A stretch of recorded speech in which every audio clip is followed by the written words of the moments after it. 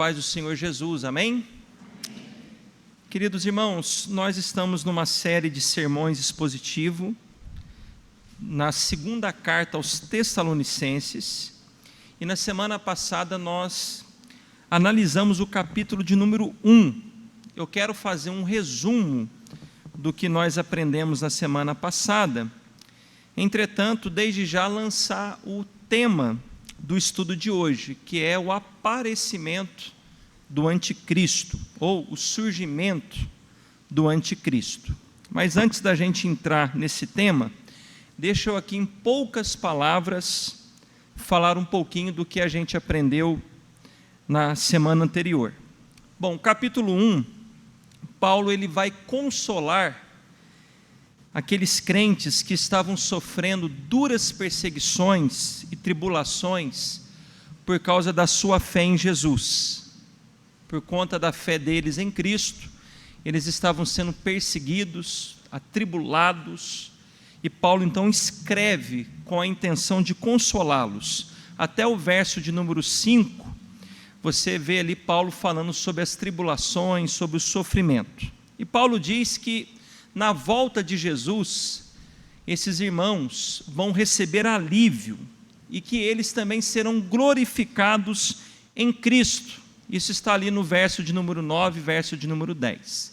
Eu expliquei a vocês que esse estar glorificado em Cristo significa receber um novo corpo, um corpo glorificado, semelhante ao do Senhor Jesus Cristo. É o momento em que a igreja será arrebatada e nós receberemos então um novo corpo, um corpo incorruptível, semelhante ao do Senhor Jesus Cristo. O apóstolo também diz no capítulo 1, que na segunda vinda de Cristo, Deus trará justiça, Deus irá fazer justiça contra os perseguidores da igreja. Ou seja, eles não ficarão imunes. Deus vai retribuir a todos eles com uma justa condenação. A Bíblia diz aí no capítulo 1 que a segunda vinda de Cristo será um dia de vingança. Isso mesmo, de vingança. Onde Cristo virá com os seus anjos, os anjos do seu poder, em chama de fogo, e destruirá eternamente os que não conhecem a Deus e os que não obedecem ao Evangelho. Então os ímpios sofrerão a penalidade dos seus pecados. Tudo isso foi explicado de forma mais ampla e detalhada semana passada no capítulo 1. Quem não teve oportunidade de estar presente ou de assistir, visita lá o canal do YouTube que você vai ver a explicação desse capítulo. É um capítulo muito sério. Hoje nós vamos iniciar o capítulo 2, nós vamos até o verso 3 apenas. E nesse capítulo, Paulo vai enfocar agora em ampliar a explicação da doutrina da segunda vinda de Cristo. A carta de número 1, a primeira carta, Paulo já havia explicado muita coisa aos Tessalonicenses acerca da segunda vinda de Jesus. Mas agora Paulo ele vai ampliar o entendimento da igreja sobre essa doutrina tão maravilhosa. E por que Paulo vai fazer isso? Eu já dei aqui algumas orientações na aula introdutória, mas eu quero relembrar aqui o porquê que Paulo foca tanto nessa doutrina da segunda vinda de Jesus. E a primeira razão é porque alguns irmãos, ao receberem a primeira carta do apóstolo Paulo, ao lerem que Paulo, explicando ali a doutrina da segunda vinda, disse que a vinda de Jesus ela é de caráter repentino, ou seja, de repente, e que também os crentes precisariam estar preparados para esse dia. Então alguns irmãos interpretaram de forma equivocada, pensando então que essa vinda fosse imediata, já para aquele momento. Então Paulo vai explicar, olha, Cristo virá como um ladrão, nós devemos estar preparados, porém, vão acontecer alguns sinais antes que Cristo volte. Também, alguns irmãos deram ouvidos a falsos profetas, falsos pregadores que estavam afirmando que Jesus Cristo já havia voltado. Então imagine, irmãos, já havia algumas dúvidas por conta da primeira carta. E agora há mais um problema. Há pregadores afirmando que Jesus já voltou. E por último, há um terceiro elemento aqui que fez com que aquela igreja ficasse agitada, perturbada. Havia uma carta que dizia ser de Paulo, afirmando que o dia do Senhor havia chegado. Mas era uma falsa carta. Paulo não escreveu uma carta dizendo que Jesus já havia chegado. Então, imagine agora o ambiente dessa igreja. Alguns irmãos pensando que Jesus já havia voltado e que os havia deixado para trás, que eles não foram então arrebatados e que agora viria o juízo de Deus. Outros então pensando que a qualquer momento Jesus já estaria ali junto com eles. Isso trouxe inquietação, trouxe perturbação.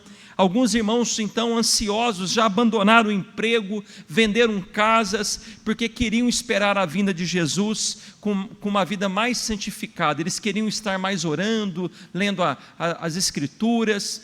Então gerou ali um problema sério na igreja. Então Paulo vai abordar esse tema. E ele vai começar no capítulo 2, e veja o que ele diz aí no verso de número 1. Ele diz: irmãos, quanto à vinda de nosso Senhor Jesus Cristo e a nossa reunião com Ele, ou seja, o momento em que a gente vai se reunir com Ele no arrebatamento, rogamos a vocês que não se deixem abalar, nem alarmar tão facilmente, quer por profecia, em algumas traduções, quer por espírito, que é o mesmo que profecia aí, tá bom? O espírito aí é aqueles irmãos que alegavam estar recebendo um espírito profético e dizendo que Jesus já havia voltado, ou que Jesus já estava ali prestes a voltar. Na NVI diz, quer por profecia, quer por palavra, ou seja, pregação, quer por carta supostamente vinda de nós. Está vendo como que tinha uma carta falsa? Que o pessoal estava dizendo que era Paulo que tinha escrito. E quando ele fala de nós é porque é ele, Silas e Timóteo. E aí ele diz o conteúdo, como se o dia do Senhor já tivesse chegado. Então veja, Paulo está dizendo, ó, não se abalem. Parte da igreja estava abalada. E outra, não fiquem alarmados. Vocês estão aí meio que desesperados, ansiosos. Calme, se acalmem. Quer seja alguém dizendo que é uma profecia, quer alguém esteja pregando, ou essa carta que supostamente falaram que é nossa, não se abalem, não fiquem alarmados, como se de fato o dia do Senhor estivesse chegado. Então veja, irmãos, foi um erro doutrinário, um erro bíblico, uma compreensão errada, uma doutrina errada, estava perturbando uma igreja. E assim é até os dias de hoje. Uma doutrina equivocada, uma heresia inserida na igreja, pode trazer sérios danos à igreja. E Paulo está advertindo que eles não ficassem daquela forma. E aí ele vai dizer no verso 3, ninguém, de modo nenhum, os engane. Então Paulo vai dizer, irmãos, que aquela afirmação de que o dia do Senhor havia chegado, era uma enganação, uma mentira, um erro, uma heresia. Ou seja, não fiquem abalados, não fiquem perturbados, pensando que o dia do Senhor chegou. Isso é um engano, isso é uma mentira. Vocês não precisam ficar perturbados com essa afirmação de que Jesus já voltou, ou de que Ele está agora, já voltando agora, que Ele já está chegando, que a volta dEle é iminente. Não, calma, e Ele vai explicar o porquê. Continuação do verso 3, porque isto não acontecerá, isto que? O dia do Senhor, sem que primeiro venha a apostasia, e seja revelado o homem da iniquidade, o filho da perdição. Então, razão pela qual aqueles irmãos deveriam se aquietar, ficar tranquilos, não se desesperarem, porque Jesus não voltará sem que antes venha a apostasia e se manifeste o homem da iniquidade, o filho da perdição. Ou seja, Paulo apresenta aqui 2 sinais que devem acontecer antes da volta de Jesus. E eu vou ficar aqui até o verso 3, eu quero falar bastante sobre isso, porque eu não tenho pressa. Isso aqui é um tema muito importante, muito sério, que eu acredito que cada crente deve ter isso de forma muito esclarecida no seu coração, para que a gente se prepare para esse dia. Então, quando você lê as Escrituras, falando sobre os sinais da volta de Jesus, a gente vê Jesus, os apóstolos, nos trazendo inúmeros sinais que afirmam a volta dele. Mas, quando você vai estudar escatologia e vai focar nesses sinais, os teólogos, aqueles que se aprofundaram no tema da escatologia, eles dividem os sinais escatológicos em 2 grupos, para simplificar, 2 grupos. Eu quero falar um pouquinho desses sinais, porque um desses grupos, os sinais são exatamente esse aqui que a gente acabou de ler: a apostasia e o aparecimento do homem da iniquidade. E o primeiro grupo que eu quero ver com vocês, eles chamam de sinais da certeza do fim.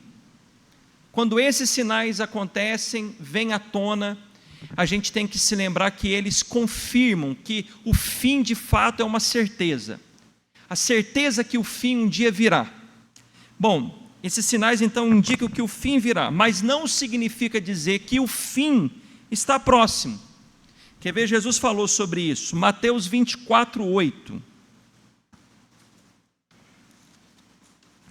Ele citou guerras, rumores de guerras, fomes, terremotos, epidemias. E aí ele diz no verso 8: tudo isso, porém, será apenas o começo das dores de parto. É o começo.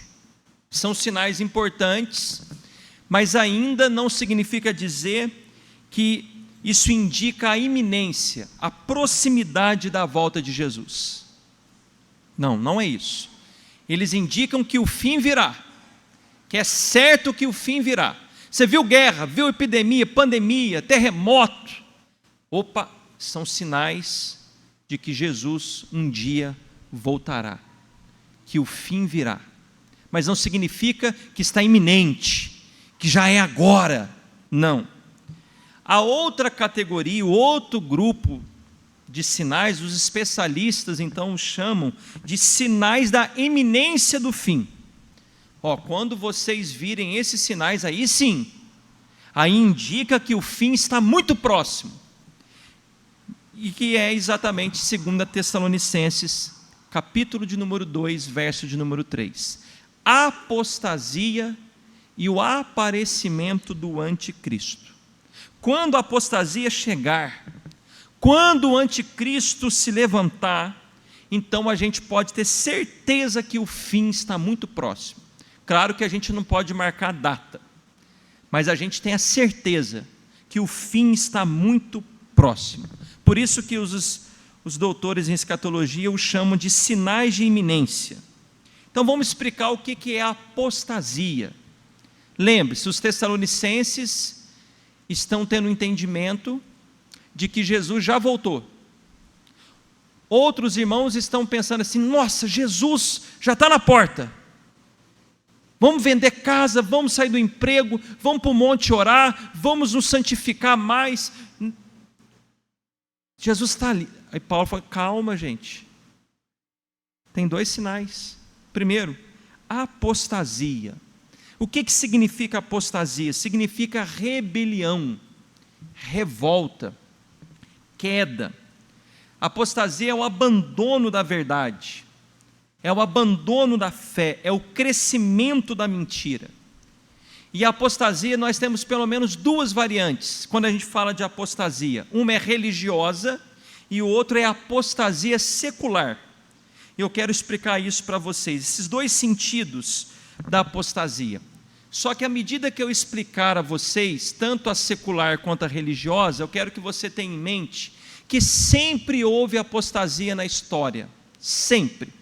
Entretanto, essa apostasia final, ela será a maior apostasia que o mundo já viu. É uma apostasia intensa, sem precedentes na história. Nunca o mundo se apostatou tanto dos valores do Criador, nunca se houve tantos desviados do Evangelho, da igreja, como no fim dos tempos. Então, é uma apostasia sem precedentes. Repito, sempre ao longo da história você vai identificar a apostasia. Sempre. Mas quando a gente fala do fim, da volta de Cristo, essa apostasia, ela jamais deve ser comparada com as apostasias que nós já vimos e lemos nos livros.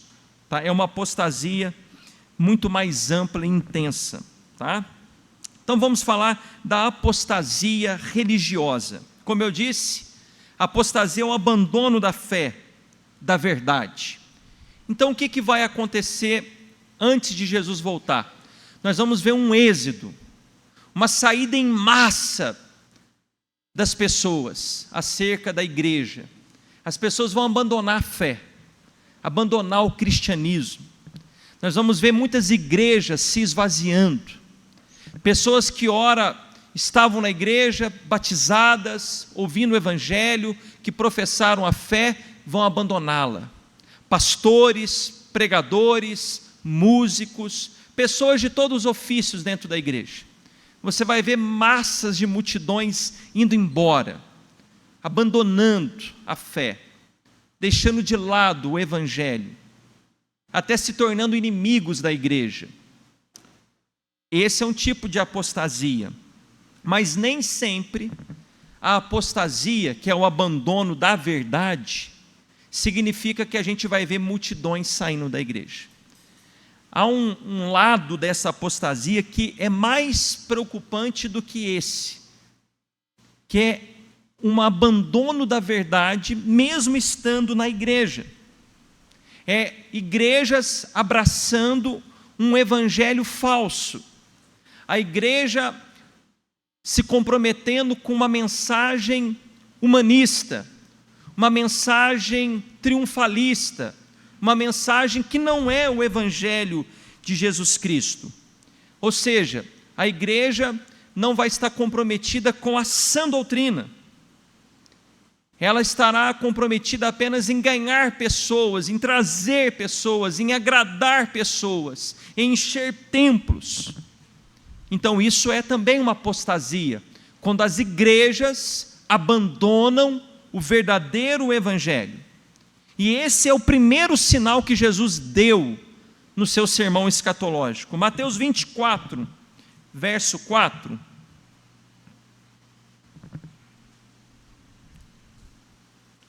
E Jesus respondeu: tenham cuidado para que ninguém os engane. Primeiro sinal que Jesus deu: tenham cuidado para que ninguém os engane, porque muitos virão em meu nome, dizendo: eu sou o Cristo, e enganarão a muitos. Verso 11 agora, ele repete esse sinal, e diz: e numerosos profetas surgirão e enganarão a muitos. Perceba, muitos serão enganados. Nós vamos ter muitos falsos pregadores, pastores, profetas, mas que vão enganar muita gente. Então vai ser uma explosão do engano religioso. Então, antes da volta de Jesus, a gente vai ver uma explosão de enganos, pessoas abraçando o falso evangelho, pessoas que acham que são crentes quando na verdade não conhecem o verdadeiro evangelho.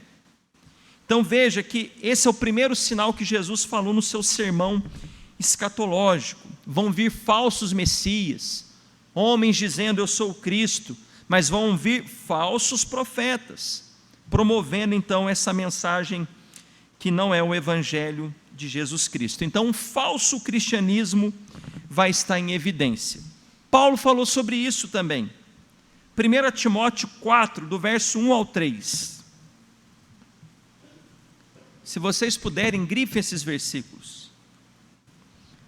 Diz aí: ora, o Espírito Santo, afirma expressamente que, nos últimos tempos, alguns apostatarão da fé, abandonarão a fé, a verdade, por obedecerem a espíritos enganadores e a ensinos de demônios, pela hipocrisia dos que falam mentiras e que têm a consciência cauterizada, que proíbem o casamento e exigem abstinência de alimentos que Deus criou para serem recebidos com gratidão pelos que creem e conhecem a verdade. Meus irmãos, veja que nos últimos tempos, alguns vão se apostatar da fé, vão obedecer espíritos enganadores, ensinos de demônios. Às vezes a gente pega leve, com esses falsos pregadores, mas perceba que Paulo não pega leve. Ele fala que esse tipo de ensino é ensino do quê, irmãos? De demônio. Ensinos de demônio. 2 Timóteo agora, irmãos, capítulo 4, verso 3 e 4. Perceba que Paulo fala do futuro. Pois virá o tempo em que as pessoas já não escutarão, ou em outras traduções aceitarão, o ensino verdadeiro. Em outras traduções a sã doutrina. Seguirão os próprios desejos e buscarão mestres que lhes digam apenas aquilo que agrada os seus ouvidos. Rejeitarão a verdade e correrão atrás de mitos. Irmãos, isso é muito sério. Você está prestando atenção no ensino, irmãos? Vai vir tempo em que as pessoas não vão aceitar o ensino verdadeiro. As pessoas vão se recusar a ouvir o evangelho, a verdade. Elas vão seguir os seus próprios desejos. E olha o que elas vão fazer: elas vão buscar mestres que falam apenas aquilo que agrada os seus ouvidos. Coisa boa, vitória, Deus vai te honrar, tudo vai dar certo, não importa se você está em pecado, não importa como está a sua vida, o importante é que Deus te ama, e Deus vai te exaltar, a vitória é sua, Deus vai jogar os seus inimigos por terra, vamos fazer a campanha das 7 semanas, não sei do que, é o corredor da vitória, é o corredor do sal. Isso que agrada o povo. Dinheiro, saúde, vida boa, isso agrada os meus ouvidos. O povo vai correr atrás disso e vão rejeitar a verdade. Apostasia. Percebe, irmãos, que nós estamos falando de um grupo de pessoas que tem interesse na religião cristã. Eles têm uma inclinação para a igreja, mas não é qualquer igreja. É a igreja que fale aquilo que agrade os ouvidos. Se for para me contrariar, se for para falar que eu sou pecador, se for para falar que eu estou em pecado, que eu tenho que abandonar o pecado, que eu tenho que ter arrependimento, se for para ficar falando desse negócio de céu, de inferno, de vida piedosa, de vida santa, de afastamento do mundo, isso não. Isso nós não vamos aceitar. E aí, irmãos, rapidinho, tem alguma aplicação no final? Mas veja que eles vão buscar mestres que lhe digam, e não tem uma época na história da humanidade em que foi tão fácil buscar mestres que falam o que a gente quer ouvir. Só digitar aí no YouTube. A lista é gigante. Inclusive, para minha tristeza, eu vejo que alguns irmãos compartilham coisas desses falsos mestres. Essas mensagens triunfalistas, geralmente, não é uma regra, geralmente esses falsos mestres estão sentadinhos num banco, com os holofotes em cima, geralmente eles têm alguma semelhança nesse sentido, para não falar nomes, geralmente é assim, falam mensagens bonitinhas, agradáveis, que se o povo não tiver conhecimento, eles falam, que homem de Deus, olha, ele leu a Bíblia, ele é bíblico. Falsos mestres. Então, final dos tempos, o engano religioso vai estar em alta. Novas seitas, novas igrejas, novas doutrinas se multiplicarão. Nem preciso falar a quantidade de igreja que se abre, né? Santa Rita, nós temos uma igreja, dessa igreja sai mais 3, 4. É assim que está. É como se aqui tivesse, toma aqui uma igreja, daqui a pouco sai um obreiro rebeliado, que não quer se submeter a pastoreio, aí ele vai e abre uma igreja ali na esquina. Sai um irmão que não está sendo ordenado rápido, ele abre uma igreja, porque tem um chamado, e ninguém vai impedir o chamado dele. Não tem estrutura bíblica, teológica, ele vai ensinar do vazio do coração dele. Todo ano isso aumenta, todo dia isso aumenta. Igreja se multiplicando, o engano se multiplicando, igreja sem estrutura. Irmãos que agora não congregam em igreja local, congregam virtualmente. Seguem pessoas que se dizem pastores, mas que não querem ter igreja, como se fosse possível ser igreja sem se reunir como igreja. Isso é a maior heresia que existe. Então, veja, irmãos, o falso engano, a falsa doutrina, o engano vai se multiplicar. Falsos milagres, enfim. Um liberalismo teológico, misticismo, sincretismo. Irmãos, hoje a gente misturou. O que é o sincretismo? É a mistura de várias religiões. Tem um monte de evangélico com atitudes, com crenças de religiões completamente contrárias à Bíblia. E aí você pergunta, mas irmão, onde você aprendeu isso? Eu vi na internet ou na minha igreja fez isso. Sério. Sincretismo. É uma mistura.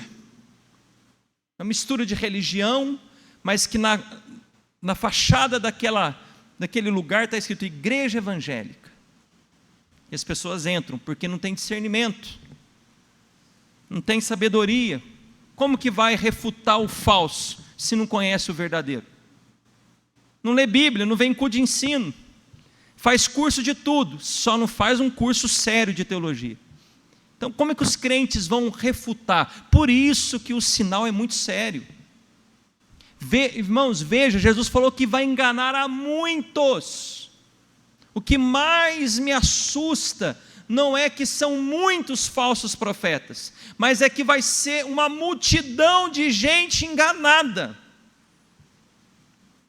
Mas vamos para outra apostasia, que é a apostasia secular. O que é essa apostasia? É o abandono da verdade. É o abraçar da mentira. Então nós vamos ver uma apostasia em qual sentido secular? Nós vamos ver uma sociedade naufragando, descendo ladeira no caos moral. Nós vamos ver uma depravação sem precedentes. À medida que eu falar, você tenta meditar como estão os nossos dias hoje. Tudo que envolve Deus, os princípios bíblicos, vão ser abandonados pela maioria das pessoas. O ser humano vai se opor àquilo que está na palavra de Deus, ele vai rejeitar. Tudo que envolve a palavra de Deus, a sociedade na sua maioria vai pisotear. Isso sempre aconteceu, mas repito, quando chegar próximo do fim isso vai acontecer numa intensidade como jamais foi visto.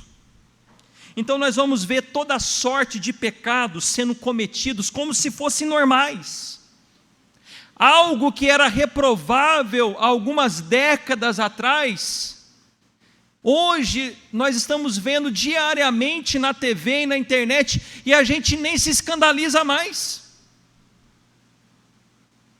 A gente vê isso como algo normal.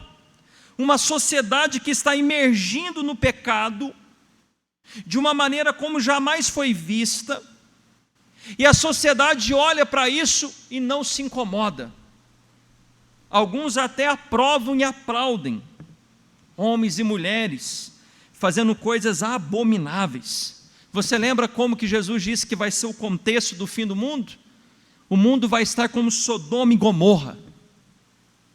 Hoje a sociedade não comemora o dia do heterossexual, mas aplaude e querem colocar isso como uma imposição para a gente aplaudir outros tipos de relacionamento. Ser hétero hoje, para muitos jovens e adolescentes, é vergonhoso. Você sabia disso? Que dependendo da escola que os nossos filhos estiverem, se ele afirmar ser hétero e não bi e outras coisas, o que vai acontecer? Ele vai ser excluído. Ele vai ser ridicularizado. Coisas que há 20 anos atrás, vocês vão se lembrar, era o oposto. As pessoas tinham vergonha, quem queria seguir esse tipo de vida, e a gente tem que amar todas as pessoas, mas as pessoas tinham vergonha de assumir. Hoje não. Inverteu os valores. Veja, as crianças estão sendo expostas sexualmente. Nunca as crianças foram tão expostas sexualmente como agora. Crianças que já sabem coisas sexuais que há 30 anos atrás um jovem de 18 anos não sabia. Crianças de 8, 9, 10 anos já sabem.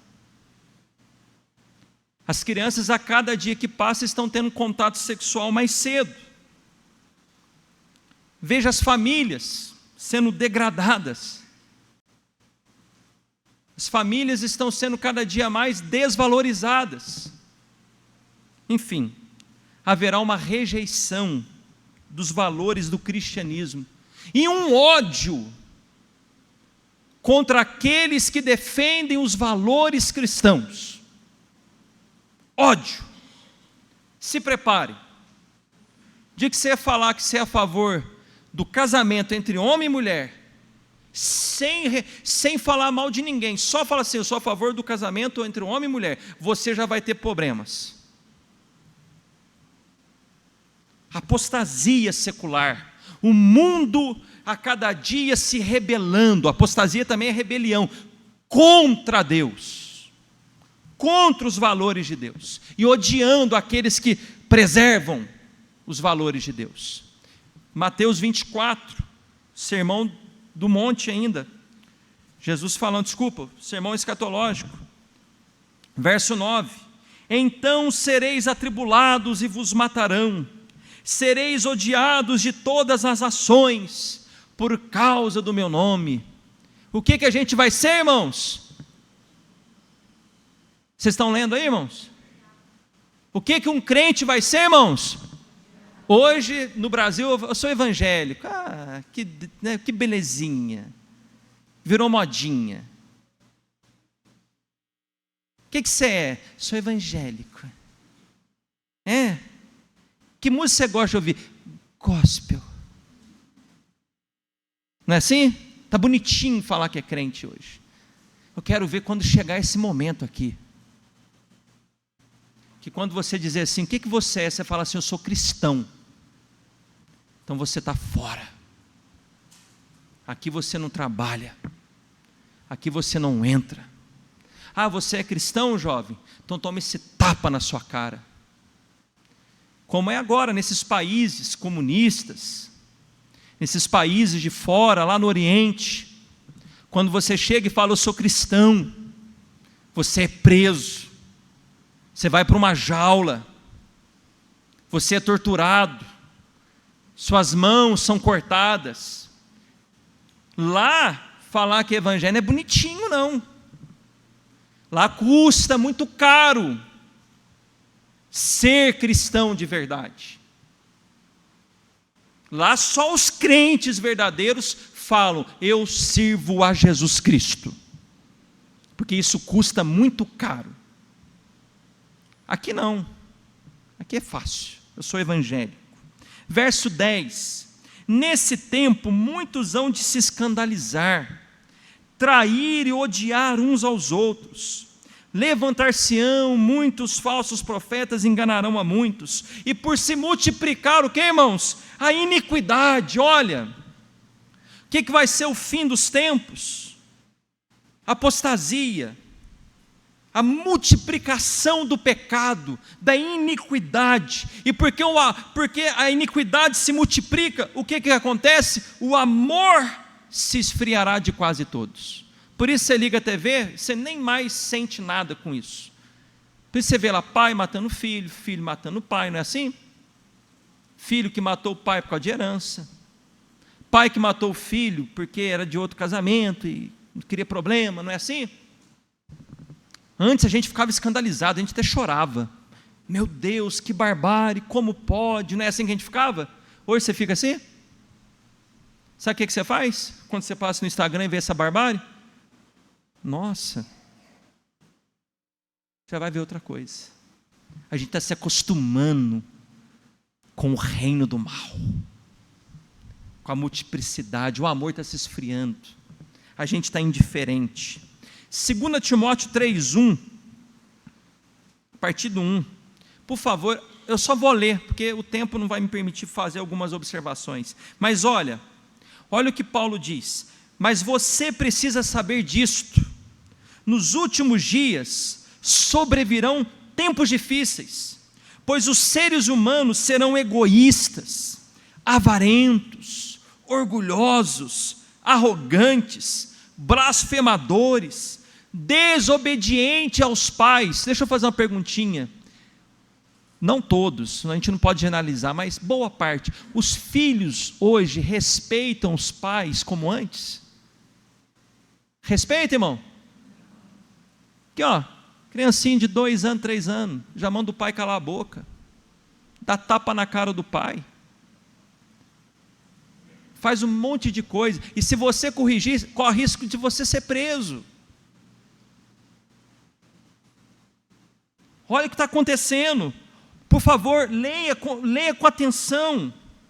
Desobediente aos pais, ingratos, ímpios, sem afeição natural, implacáveis, caluniadores, sem domínio de si, cruéis, inimigos do bem. Você quer fazer o bem? Você vai ter inimigo, meu filho.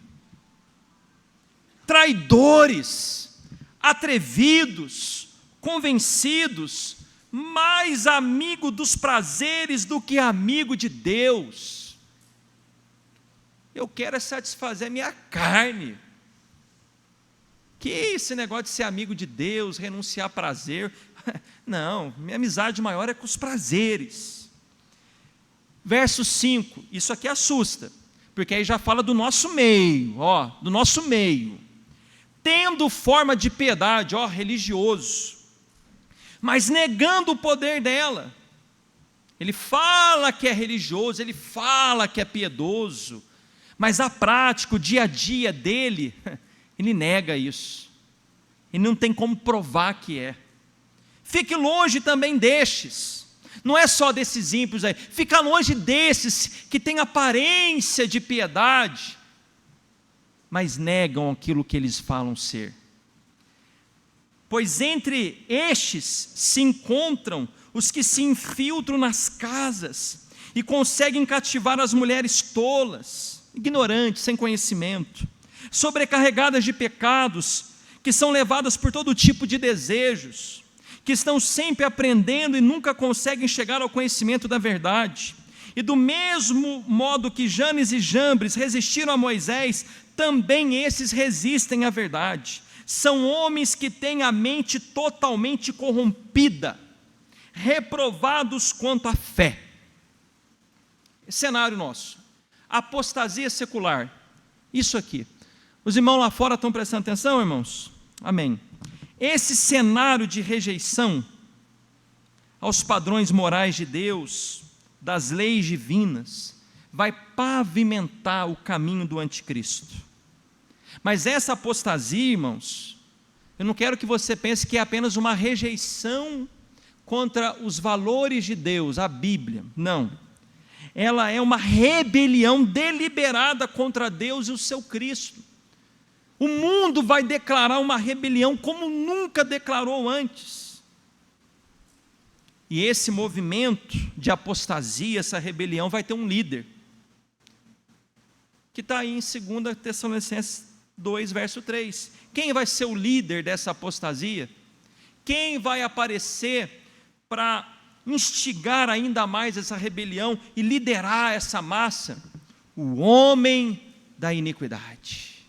O que é um homem da iniquidade? Um homem sem lei. Um homem que não anda segundo a lei de Deus. E é um homem sem lei não porque ele não conhece a lei. Não, ele conhece. Ele não leva esse título, o homem da iniquidade, que nada mais é do que o homem sem lei, porque ele não conhece, porque ele nunca ouviu a lei de Deus, mas é porque ele a despreza, ele a rejeita, ele é totalmente contra. Se Deus diz, vai por aqui, o homem da iniquidade diz, vamos por lá, o oposto. Ele vai ser o grande líder. Então veja, Paulo está dizendo, antes de Jesus aparecer uma segunda vez, antes de acontecer a segunda vinda, vai aparecer uma outra pessoa, vai ter uma outra vinda. Antes de Jesus aparecer nos céus, outro homem precisa aparecer. Quem é esse homem? O homem da iniquidade, o filho da perdição, que nada mais é do que o anticristo. Pastor, mas não aparece o nome dele aqui, verdade. A palavra anticristo só aparece em 1 João e 2 João. Entretanto, quando você faz as conexões, você entende que João está falando da mesma pessoa que Paulo. Eu quero falar um pouquinho sobre o anticristo, o tempo já foi embora praticamente, por isso que eu vou até o 3, para a gente falar um pouquinho desse elemento, desse ser. E semana que vem eu continuo falando dele, do verso 4 para frente. Não tenho pressa, mas abra sua Bíblia aí em 1 João, capítulo 2, verso 18. Filhinhos, já é a última hora, os últimos tempos, últimos dias desde a vinda da primeira vinda até a segunda, esse intervalo. E como ouvistes que vem o anticristo, vem o anticristo, também agora muitos anticristos têm surgido, pelo que conhecemos que é a última hora. Então veja que João está esperando vir um anticristo, ele diz o anticristo, essa figura que virá no final, o filho da perdição, o homem da iniquidade, mas ele vai dizer uma coisa interessante, ele diz, mas também agora tem muitos anticristos. Eu vou explicar isso daqui a pouquinho, mas vamos entender o que significa o termo anticristo. Vamos lá. O termo anticristo, irmãos, ele tem dois significados pelo menos. Esse prefixo aí, anti, significa contra. Então sugere alguém que está em oposição a alguma coisa, alguém que está em oposição a alguém. Nesse sentido, o anticristo se refere a alguém que se coloca em oposição a Jesus Cristo. Então ele é contra Cristo, ele é um opositor de Cristo. Mas o termo anti aí, esse prefixo anti, também pode ser traduzido em lugar de. Em lugar de, então, funciona como um substituto, uma troca. Então, nós podemos ver o anticristo como um falso Cristo. Ele vai tentar usurpar, roubar o lugar de Cristo, ser um substituto de Cristo. Ele vai se declarar como um Messias. Você sabia disso? Ele vai se declarar como um Messias, mas ele é um falso Cristo. Então, em dois sentidos, o anticristo ele é ao mesmo tempo um adversário de Cristo, quanto também um Messias falso, alguém que quer tomar o lugar de Cristo. Vamos lá explicar o que João quis dizer quando ele diz muitos anticristos, né?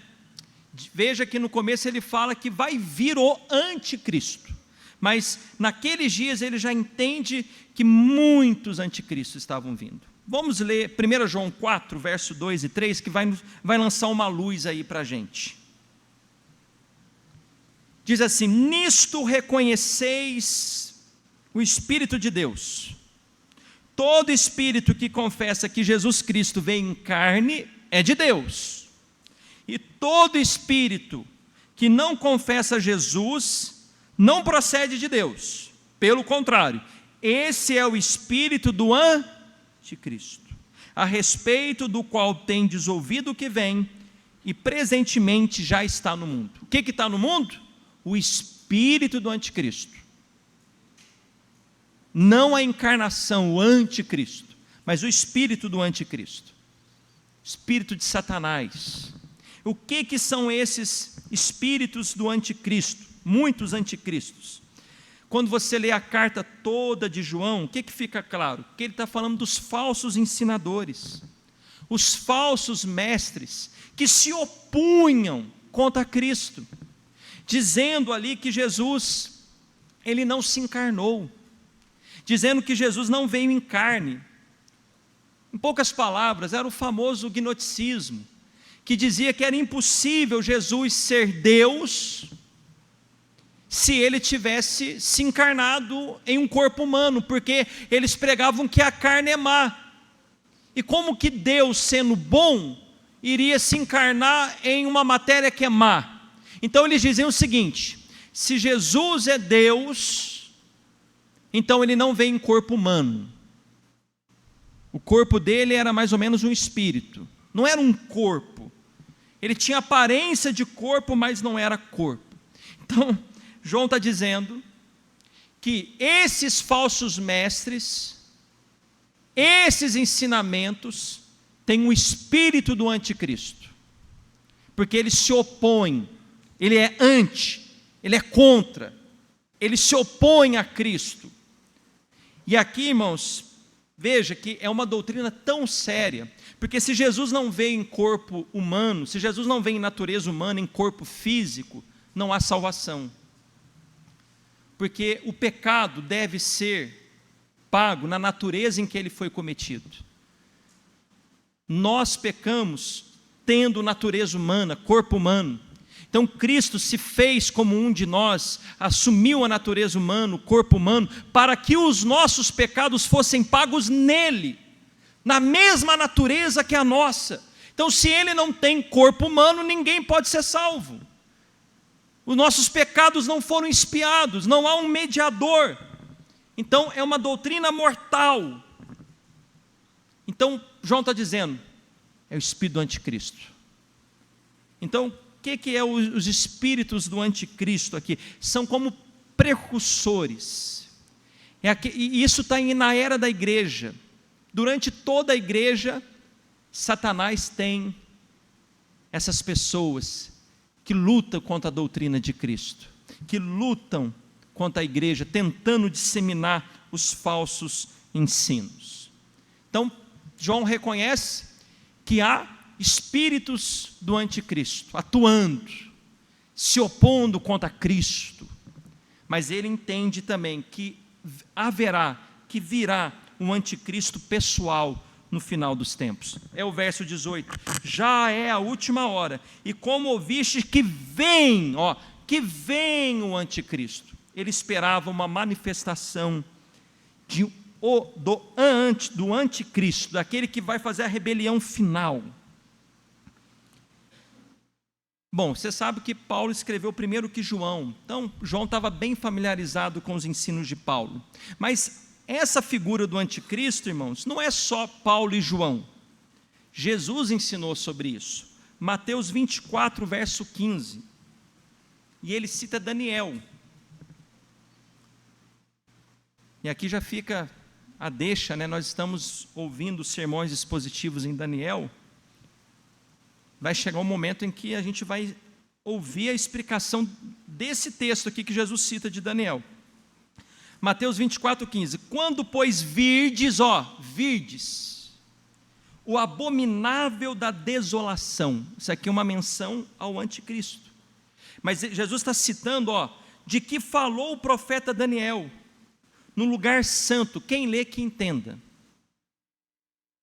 Teve uma manifestação já de um abominável, Eutíquico Epifânio, mas ainda haverá uma manifestação futura, desse homem abominável.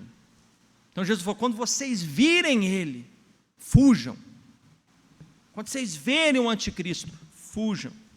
E o anticristo na Bíblia também é a besta do Apocalipse. Tem duas bestas, mas o anticristo é essa aqui, Apocalipse 13. Os últimos versículos, irmãos, do 1 ao 3. No lugar do outro, ele se rebela, ele é um opositor, mas ele quer tomar o lugar de Cristo. Olha o que a gente vai ler aqui. Talvez para muita gente é a primeira vez que você vai ouvir isso. Satanás, ele quer a glória que pertence a Deus, o seu Cristo. Olha como ele imita o Deus Santo, a Trindade, principalmente o Cristo aqui. Veja, vi emergir do mar uma besta que tinha 10 chifres e 7 cabeças, e sobre os chifres 10 diademas, e sobre as cabeças nomes de blasfêmia. A besta que vi era semelhante a leopardo, com pés como de urso e boca como de leão. O dragão aqui é Satanás, irmãos. E o dragão deu a besta que é o anticristo. Deu o seu poder, o seu trono e grande autoridade. Se você ler aí 2 Tessalonicenses capítulo 2, verso 4, perceba que o anticristo, o homem da iniquidade, vai ter poder, vai ter trono. A besta aqui que emerge do mar é o anticristo. Mas veja agora o verso 3. Uma das cabeças da besta parecia ter sido golpeada de morte, mas essa ferida mortal foi curada. Sabe o que isso aqui significa? Que esse homem vai morrer, vai ser tido como morto, mas ele vai ser curado, semelhante à ressurreição de Jesus, que morre e ressuscita, que morre e ressurge. E aí, e toda a terra se maravilhou, seguindo a besta. Que milagre! Esse homem ressuscitou, ele é um simulacro, uma imitação, uma falsidade, é algo mentiroso, mas ele vai enganar. Ele está imitando, ele quer tomar o lugar de Cristo. Lembra que ele vai dizer? Eu sou o Messias.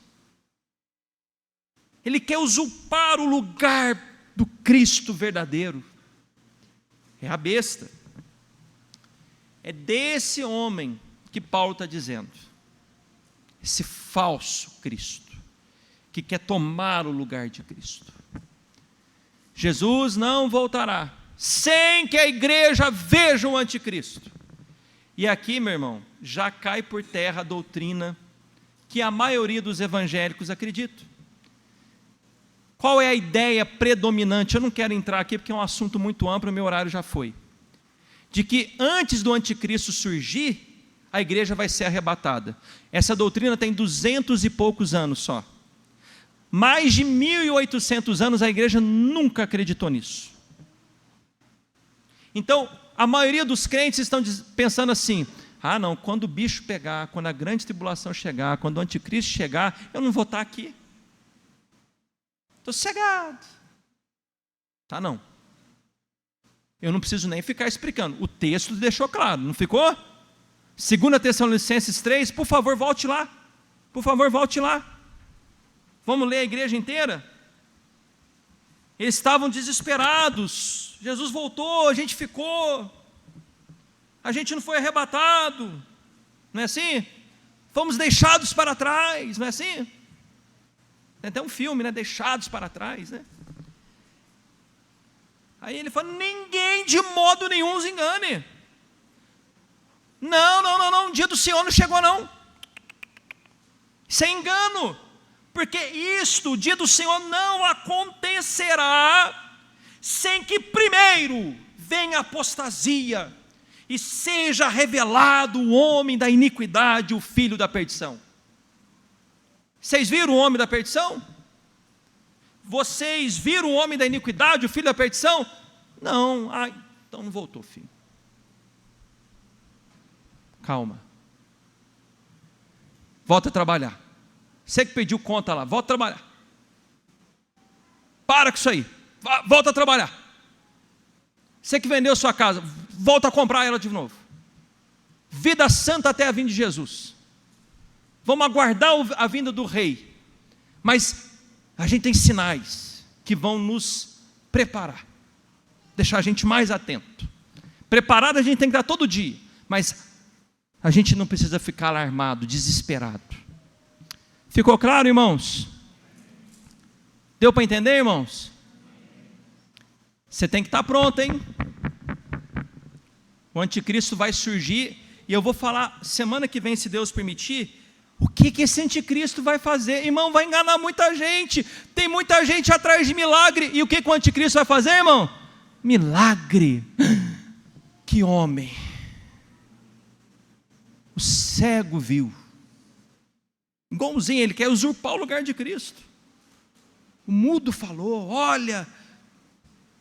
Eu tinha aplicações, eu não vou nem poder fazer, por conta do horário. Eu queria falar um pouco mais sobre apostasia. Liga o YouTube e você vai ver a apostasia, tá bom? Tudo, pastor, claro que não, tem muita gente boa, séria, homens piedosos, mulheres piedosas, mas quando você faz o comparativo do que tem de bom, o que tem de ruim, meu irmão, é assustador. Vamos orar? Senhor, obrigado pela sua palavra. Ela é tão clara como o sol do meio-dia. Somente aqueles que não querem entender, ver a realidade, que estão com seus corações endurecidos, não conseguem perceber que nós estamos sim vendo sinais diariamente. Esta apostasia. Ó Pai, o mundo está dizendo claramente nos jornais, nas séries, nos filmes, acerca de um governo mundial, de uma liderança única, de um dinheiro único. Senhor, desperta a sua igreja. Quantas pessoas brincando com o evangelho, tanta gente brincando com a fé. Senhor, coloca temor no meu coração, coloca temor no coração da minha família, coloca temor no coração do teu povo, da tua igreja, e que possamos estar prontos. E nós entendemos que essa prontidão não vem, Senhor, dos nossos méritos, mas vem da sua graça que nos capacita, nos sustenta, Senhor, nos fortalece, nos santifica, e que o Senhor venha buscar o teu povo, e fazer justiça, e destruir eternamente aqueles que se rebelam contra o Senhor, para que o nome do Senhor seja exaltado, tanto na salvação, quanto na justiça da condenação eterna, em nome de Jesus, amém.